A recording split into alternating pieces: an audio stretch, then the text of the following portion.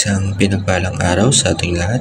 So, ngayong araw is February 27, 2024. So, ngayon is ipapatuloy natin yung ating nasimulang series na sinimulan natin kahapon.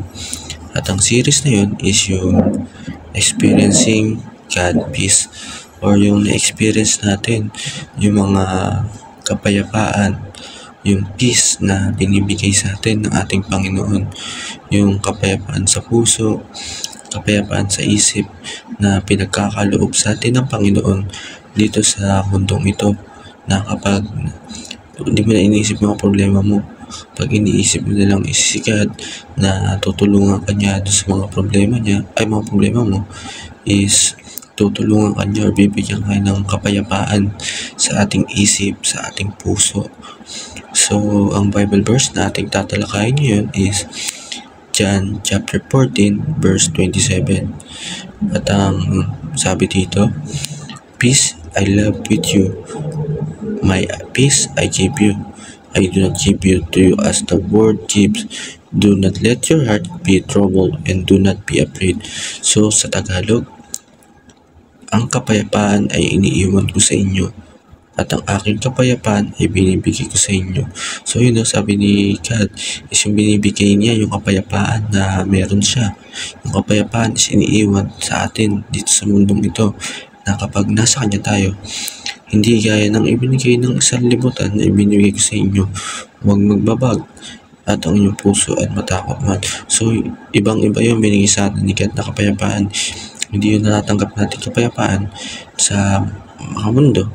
So, para lumawak yung ating talakayan, dumako tayo ngayon sa ating unang teaching. At ang unang teaching ay Jesus' peace is calmless, amidst a storm. So, yung binibigay sa ating kapayapaan or yung peace na binibigay sa atin ng ating Panginoon is kahit sa kalagitnaan yan ng bagyo, ano man pumunta sa atin, maranasan natin, is hindi tayo pabayaan, bibigyan pa rin tayo ng kapayapaan ng ating Panginoon. So sa pangalawa, Jesus' peace is not of this world.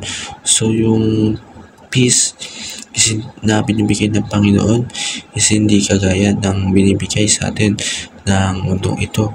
Ibang-iba yun. Yung binibigay sa atin, yung kapayapaan ng Diyos is yung kapayapaan na talagang hindi na tayo mag-worry sa ating mga problema, sa mga iniisip nating sagabal or pangamba sa buhay natin. Yan tayo ng kapayapaan sa ating buhay.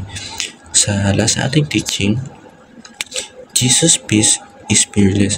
So yun, pag meron ka ng peace ng ating Panginoon, is hindi ka na matatakot, hindi ka na mangangamba sa anumang maging problema man or sa may maranasan mo yun sa buhay mo. So sa una sa ating application, do not miss what is freely given.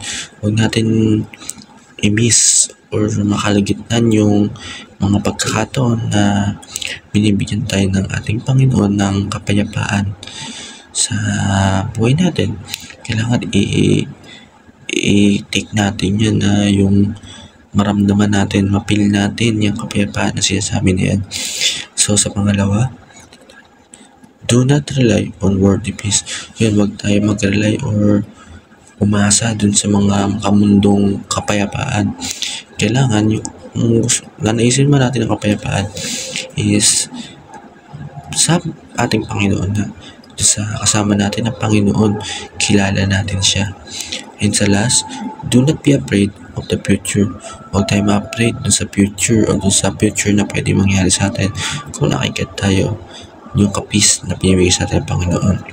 Sa ating discussion, how can we practically apply the words of Jesus when He said, "Do not let your heart be troubled, either let them be afraid."